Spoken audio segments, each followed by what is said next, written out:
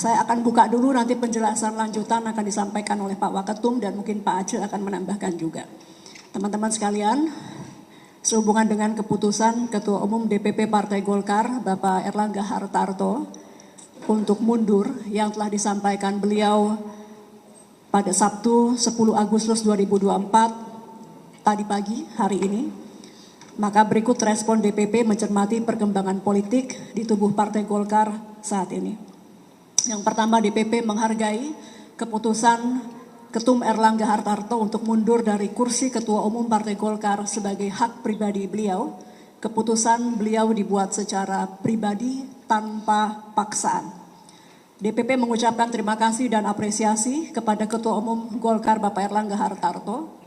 Kenaikan suara Pileg, Pilpres Partai Golkar 2024 yang memenangkan Partai Golkar sebagai partai dengan urutan kedua terbesar suara, serta kemenangan pasangan Presiden terpilih Prabowo dan juga Wakil Presiden terpilih Mas Gibran. Ini merupakan kerja seluruh stakeholder Partai Golkar dari pusat hingga daerah di bawah kepemimpinan Pak AHA sebagai Ketua Umum Partai Golkar. Saat ini secara de facto Pak Erlangga masih Ketua Umum, meskipun secara de jure memang sudah ada surat untuk pengunduran diri beliau. Terkait hal tersebut nanti akan dijelaskan oleh Wakil Ketua Umum Bidang Hukum bagaimana status dari Partai Golkar, kepemimpinan di Partai Golkar setelah menerima surat dari Ketua Umum Bapak Erlangga Hartarto. Sesuai pesan Ketua Umum AHA dalam penyampaian nyata di pagi, DPP akan menyiapkan secara segera, secara tertib, secara damai, serta menjaga marwah Partai Golkar sebagai partai besar yang matang, maka DPP akan melakukan pleno, dan lebih lanjut tentang rencana pleno akan disampaikan oleh Ketua DPP Bapak Aceh Hasan Sazili. Kami menghimbau agar kader Partai Golkar se-Indonesia untuk tetap tenang serta menjaga kekompakan terutama menghadapi Pilkada 2024. Selanjutnya terkait konsekuensi hukum dari surat yang sudah disampaikan Pak Erlangga Hartarto, kami persilahkan Wakil Ketua Umum Bidang Hukum yang terhormat Bapak Dr. Adis Kadir. Baik, terima kasih Bu Mutia, terima kasih kawan-kawan sekalian. Dan kawan-kawan kami hadir, ada Pak Doli Wakil Ketua Umum, Bu Mutia, Pak Aceh, dan Iswara, salah satu ketua. Kami mohon maaf menunggu dari siang karena memang kepentingan-kepentingan partai juga yang harus kami selesaikan. Nah, seperti disampaikan tadi oleh Bu Mutia, jadi memang benar faktanya Pak Erlangga telah memberikan surat pengunduran diri kepada DPP Partai Golkar, tetapi dalam prosesnya pengunduran diri ini harus dilaporkan kepada DPP karena kan yang ditujukan kepada DPP Partai Golkar. Jadi secara yuridis kita masih menunggu keputusan DPP Partai Golkar melalui rapat pleno untuk terkait dengan surat pengunduran Pak Erlangga tersebut. Nah, nanti tentang kapan rencana rapat pleno dan lain-lain mungkin Pak Aceh akan menjelaskan, tetapi memang akan dilakukan secepatnya mungkin dalam 1-2 hari ini agar supaya roda organisasi kita juga bisa berjalan dengan baik karena ini kan memang situasi pilkada dan lain sebagainya. Jadi di dalam rapat pleno tersebutlah nanti diputuskan dan kemudian juga menentukan siapa pelaksana tugas yang ditunjuk untuk mengantarkan kegiatan-kegiatan Partai Golkar berikutnya.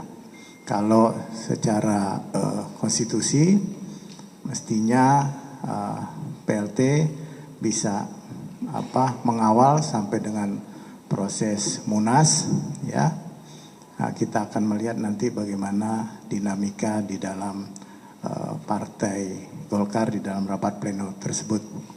Nah, di dalam peraturan organisasi PO nomor 8 tentang pergantian antar waktu, kalau ditanya siapa yang akan menggantikan, semua wakil-wakil ketua umum mempunyai peluang untuk menggantikan posisi Pak Erlangga sebagai PLT.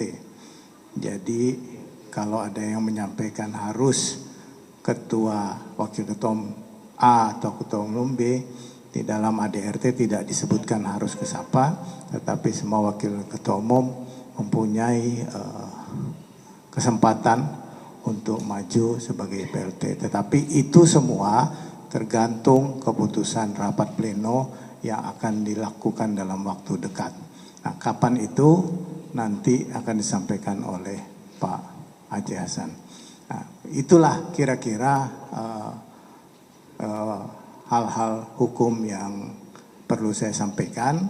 Jadi tidak ada, kalau ditanya apakah ada kekosongan apa, tidak ada. Karena wakil ketua umum semua sesuai dengan bidangnya masing-masing tetap bekerja. Bidang hukum saya bekerja sesuai bidangnya. Pak Doli pemenang pemilu bekerja di bidangnya. Semua berjalan sebagaimana mestinya sambil menunggu 1-2 hari ini pleno memutuskan menyikapi surat pengunduran dari Pak Erlangga. Jadi dari saya begitu, mungkin saya langsung kepada Pak Aceh Hasan. Silakan Pak Aceh. Ya, terima kasih Pak Adis, Pak Doli, Ibu Mutia, dan Pak Iswara, dan teman-teman media yang kami hormati. Tentu tadi sudah sangat jelas apa yang disampaikan baik oleh Ibu Mutia maupun oleh Pak Adis Kadir tentang kondisi existing dari kepimpinan Partai Golkar. Jadi secara kepemimpinan tentu proses pengunduran diri Pak Erlangga Hartarto sebagai Ketua Umum Partai Golkar ini akan dibawa ke dalam rapat pleno DPP Partai Golkar yang akan dilaksanakan dalam waktu secepat-cepatnya. Tentu kami mentargetkan dalam 2 hari ke depan, tanggal 13 Agustus 2024, kita harus segera mengambil langkah-langkah dari DPP Partai Golkar.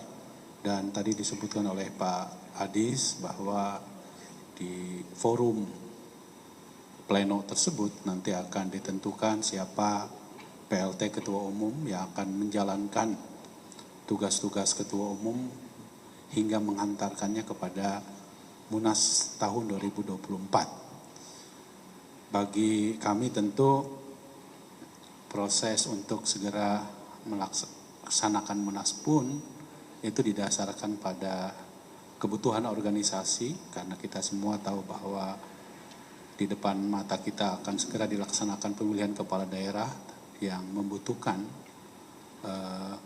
kepemimpinan yang definitif. Karena itu bagi kami tentu Partai Golkar merupakan partai yang sudah sangat berpengalaman di dalam menghadapi berbagai kondisi, dan tentu ada aturan-aturan organisasi sesuai dengan ADART yang tetap akan kita lalui bersama-sama di dalam melakukan atau mengambil langkah-langkah organisasi tersebut. Dan sekali lagi tentu kami sangat menghargai keputusan pribadi Ketua Umum Partai Golkar, Pak Erlangga Hartarto, yang mengundurkan diri dan memberikan hormat yang setinggi-tingginya kepada beliau yang telah berhasil memimpin Partai Golkar sehingga menjadi pemenang kedua di dalam pemilu tahun 2024. Dan kami tentu meminta kepada seluruh kader Partai Golkar di seluruh tanah air untuk tetap menjaga kondusivitas, menjaga kekompakan, kita jaga suasana kondusif. Partai Golkar tetap menjaga soliditas, solidaritas untuk berkontribusi menjalankan agenda-agenda politik kita. Saya kira itu. Berikutnya kami persilahkan yang terhormat Wakil Ketua Umum Bapak Ahmad Doli Kurnia. Terima kasih Bu Mutia. Bismillahirrahmanirrahim. Assalamualaikum warahmatullahi wabarakatuh. Selamat malam, salam sejahtera buat kita semua yang sama-sama kita hormati Pak Adis Kadir, kemudian Ibu Mutia, Pak Aceh dan Pak Iswara. Saya ingin memperjelas saja bahwa tadi pagi dan memang saya ikut mendampingi Pak Erlangga Hartarto menyampaikan pengunduran diri buat Partai Golkar. Pengunduran diri institusi ketua umum itu bukan sesuatu yang akan insya Allah akan mengganggu perjalanan roda organisasi Partai Golkar, karena insya Allah partai ini sudah punya pengalaman, sudah bisa berjalan sesuai dengan mekanisme yang selama ini menjadi rujukan. Nah, dalam anggaran dasar anggaran rumah tangga, saudara sekalian, bahwa Munas luar biasa itu bisa terselenggara apabila ketua umum itu mengalami 3 hal. Yang pertama adalah apabila seorang ketua umum itu berhalangan tetap. Kemudian yang kedua terkena masalah hukum. Dan yang ketiga apabila ketua umum itu mengundurkan diri. Jadi sebenarnya dengan pengunduran diri Bapak Erlangga Hartarto sebagai ketua umum, tentu itu sudah menjadi syarat untuk mencari ketua umum yang baru melalui forum musyawarah nasional luar biasa. Tetapi untuk menuju ke sana juga ada proses dan tahapan yang diatur juga dalam mekanisme organisasi. Nah, tadi saya mau menegaskan bahwa secara de jure Bapak Erlangga Hartarto masih melekat jabatannya sebagai ketua umum. Karena pengunduran diri itu akan dilegitimasi oleh sebuah institusi yang namanya rapat pleno, yang insya Allah mungkin dalam waktu dekat, mudah-mudahan makin cepat makin bagus. Kami rencananya paling lambat Selasa mungkin insya Allah akan melaksanakan rapat pleno untuk menerima dan melegitimasi surat pengunduran Pak Erlangga Hartarto sebagai ketua umum.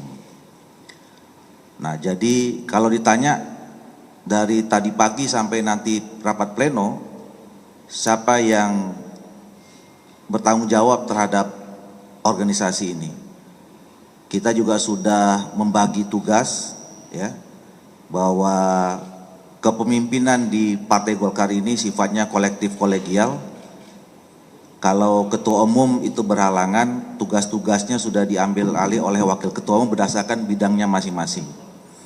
Jadi secara de facto sekarang DPP Partai Golkar itu diurusi oleh para wakil ketua umum berdasarkan dengan bidangnya masing-masing. Nah, tinggal secara de jure nanti pada saat rapat pleno dilaksanakan, kita akan menetapkan, ya, menerima surat pengunduran diri itu, dan kemudian otomatis secara de facto dan de jure Pak Erlangga Hartarto sudah dinyatakan mundur secara tetap dan tidak lagi menjadi ketua umum. Nah, baru pada rapat pleno itu nanti akan ditetapkan, dibahas siapa yang akan menjadi pelaksana tugas ketua umum sampai nanti musyawarah nasional luar biasa itu dilaksanakan.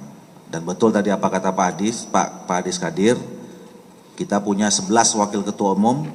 Nah, tentu wakil ketua umum ini yang nanti akan dimusyawarahkan, ya, di dalam rapat pleno untuk ditetapkan menjadi pelaksana tugas ketua umum DPP Partai Golkar. Jadi insya Allah juga saya sampaikan kepada seluruh kader keluarga besar Partai Golkar, insya Allah roda organisasi Partai Golkar kita ini yang kita cintai akan tetap terus berjalan. proses menghadapi pilkada, terutama ini buat bapak-bapak dan ibu-ibu yang selama ini berinteraksi dengan Partai Golkar dalam proses pencalonan, apakah itu kader Partai Golkar atau kader partai yang lain, insya Allah tidak terganggu. Bapak-bapak dan ibu-ibu tetap akan bisa didukung dan dicalonkan oleh Partai Golkar. Apapun yang terjadi saat ini dalam tubuh Partai Golkar. Jadi insya Allah Partai Golkar tetap siap menghadapi Pilkada 2024. Saya kira itu saja yang bisa saya sampaikan. Makasih. Selamat malam, selamat sejahtera semua. Bila taufiq hidayah, assalamualaikum warahmatullahi wabarakatuh. Terima kasih teman-teman. Kami rasa berikan waktu kami terus untuk konsolidasi. Jadi kami mohon maaf tidak menerima pertanyaan. Terima kasih. Bila taufiq wal hidayah. Assalamualaikum warahmatullahi wabarakatuh.